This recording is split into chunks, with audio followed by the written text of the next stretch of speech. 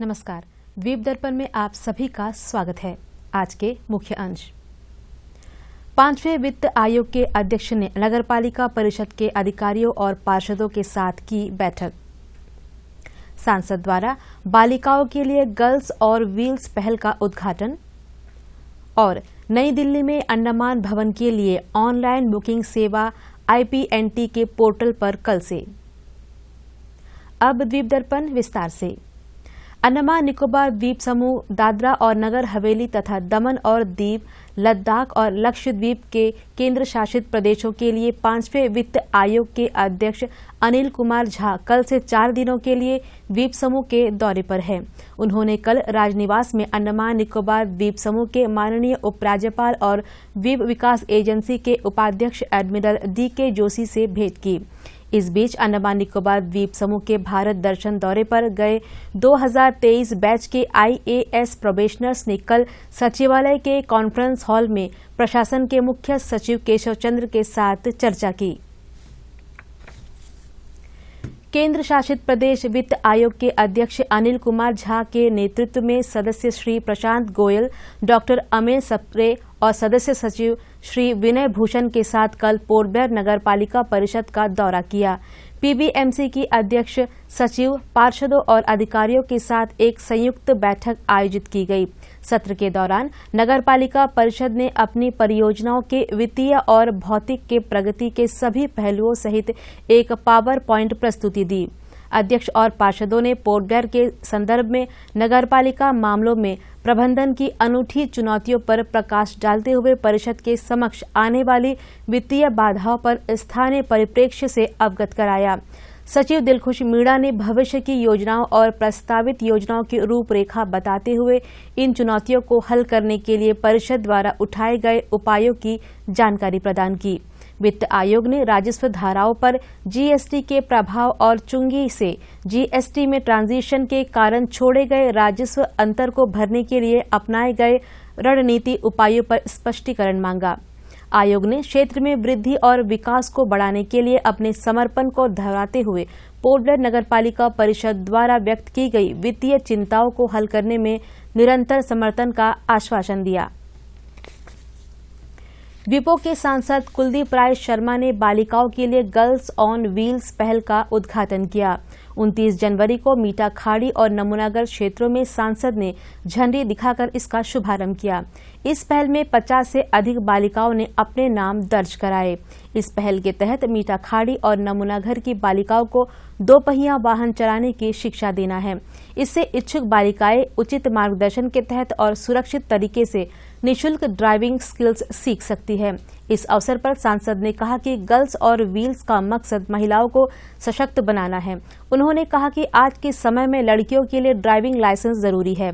इससे वे विभिन्न भर्तियों के लिए पात्र होंगी और उन्हें परिवहन के लिए किसी अन्य पर निर्भर रहना नहीं पड़ेगा।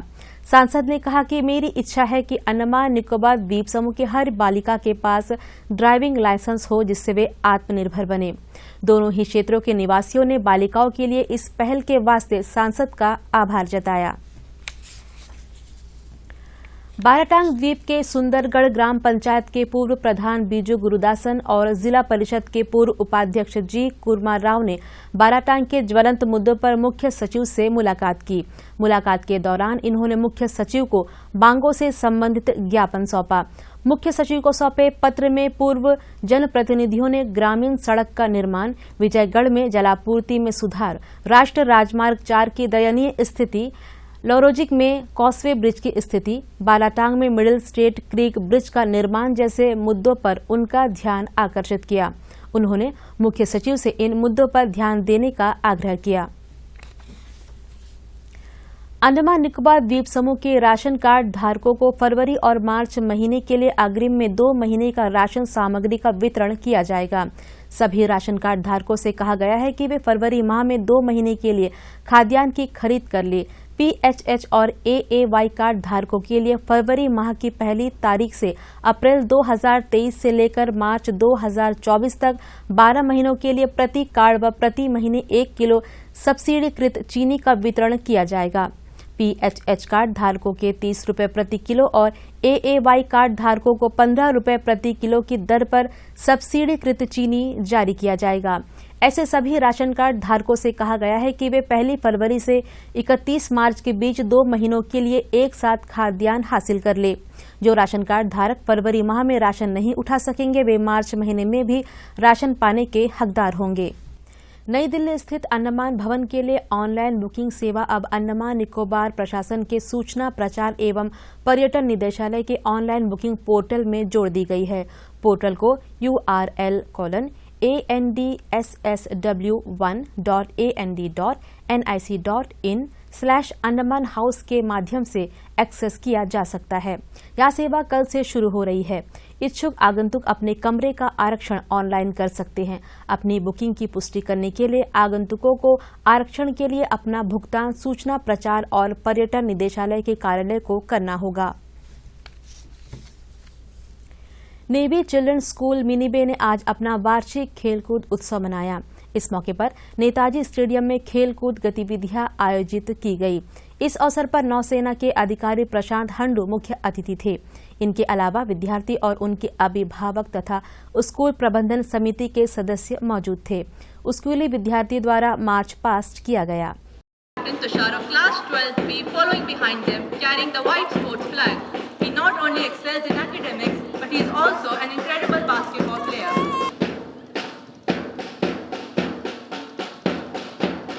Who is a 4-time silver medalist in swimming competitions, conduct 10th B, carrying the house placard.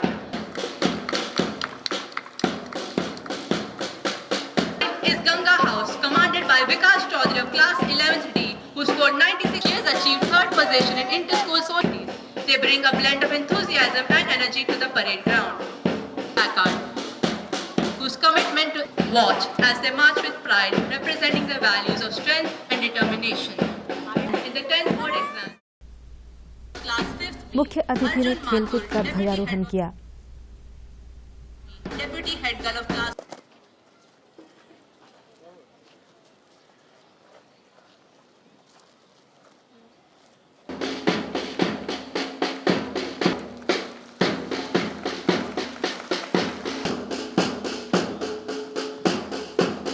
today's event constituting of the first proud and unbeatable person is Shri Vaishnavi from class 9 who is lead class 9 बाद में खेलकूद मशाल को जलाया गया। She got the LG commendation for square martial arts and badminton while having an impressive record of 33 medals in the field of Korean karate and martial arts, all at Pratham Dan in Bharatiya Paramparik square martial. Next up is Deepak Yadav with great ardency and spirit from class 10th. He had achieved first position in Andhra. उन्होंने खेलकूद के उद्घाटन की विधिवत घोषणा की।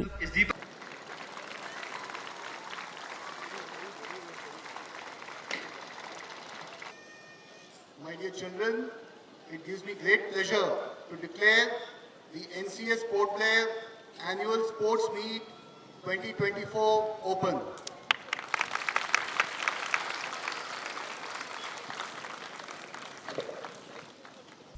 School के बच्चों ने खेल भावना के साथ खेलकूद में भाग लेने की प्रतिज्ञा ली। We promise that we will take part in the 28th annual sports meet of Navy Children's School Port Blair in loyal competition respecting the regulations which govern them and desirous of participating in them in the spirit of sportsmanship for the honor of our school and the glory of sports. Jai Hind! बच्चों द्वारा रंगारंग प्रस्तुति की गई।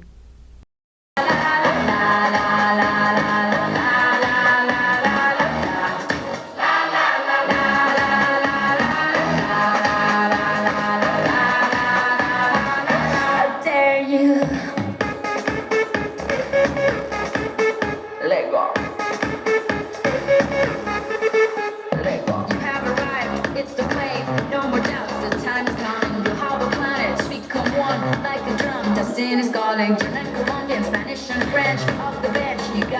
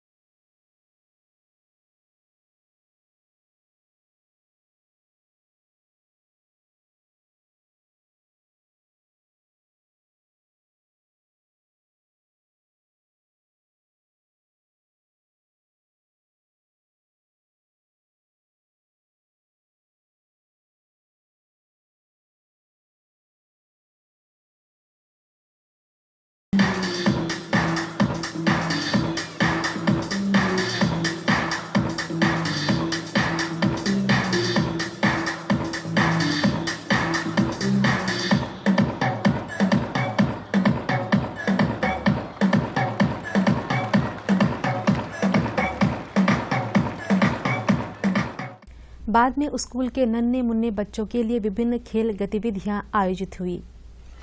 Taking their bags.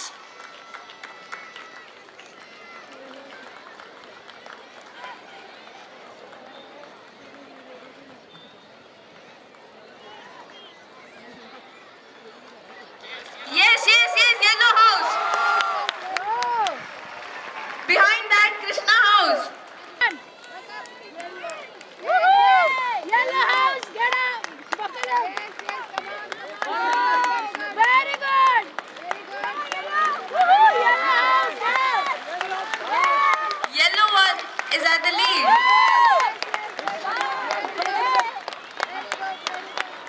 Very good, blue house, green house, fast! Ping ball with Topsy class.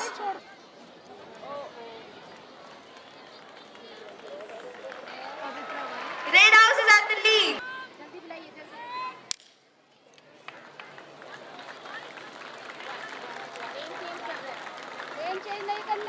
Oh, what a quacking performance!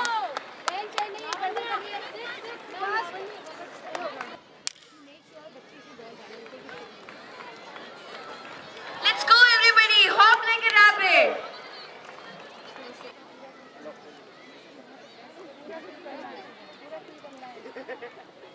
Button जैसा press होता है वैसे, ठीक है? कंप्लीट टाइट होना चाहिए, पूरा फुल होना चाहिए। Come on, fill the bottle, because the line is ready to be crossed. Yes, green house is at the lead. Very good. Back. And red, and then yellow.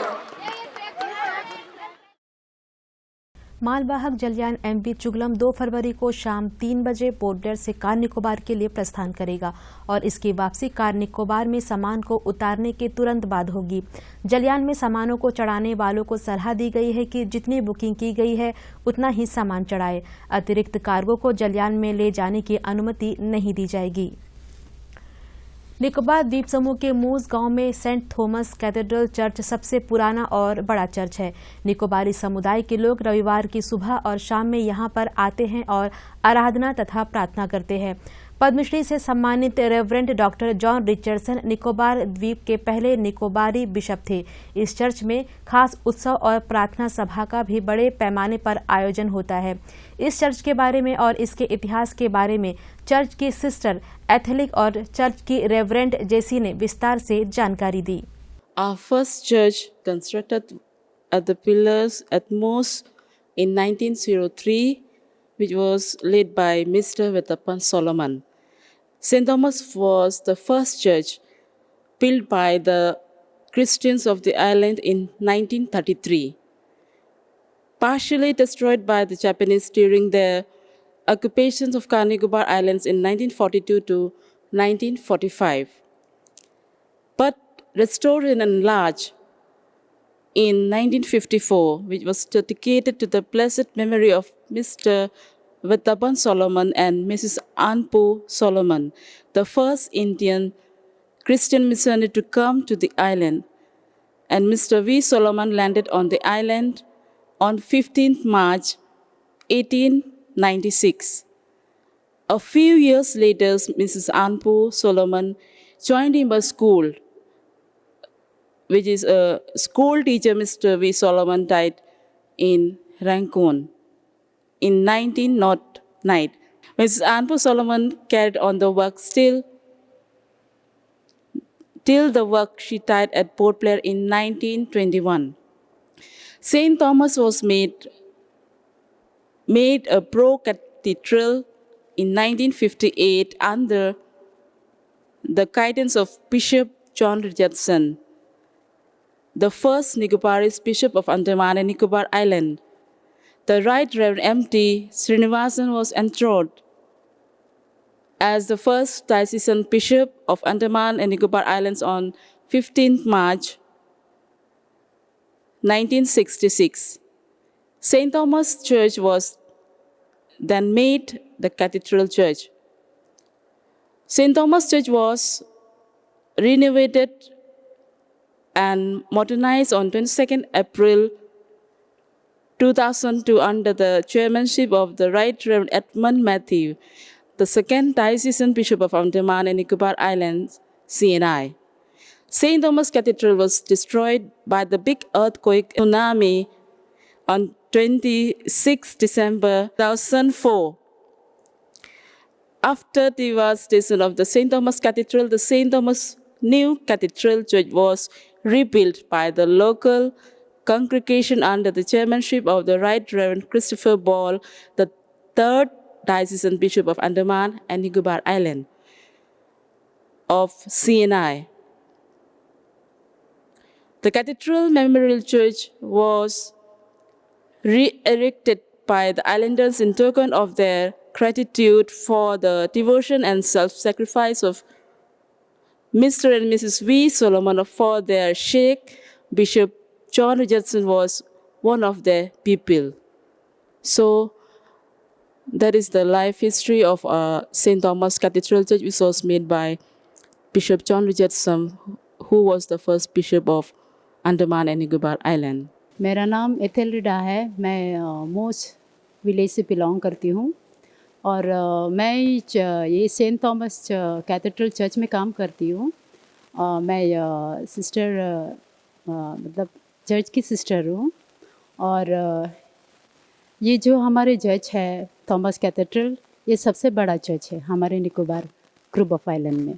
तो आप जो देख रहे हैं हमारे जो इनसाइड जो ऑल्डर, हम लोग ऑल्डर बोलते हैं इसको, जो कोई भी इंसान उसमें नहीं जा सकती है। ओनली जो काम करते हैं चर्च में वो सब जा सकते हैं उसमें।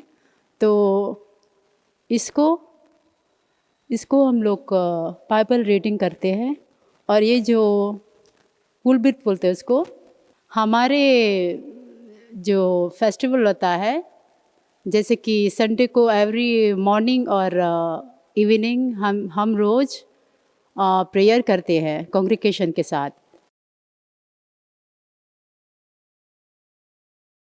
और अब अंतर्द्वीपीय जलयान यात्रा संबंधी सूचना।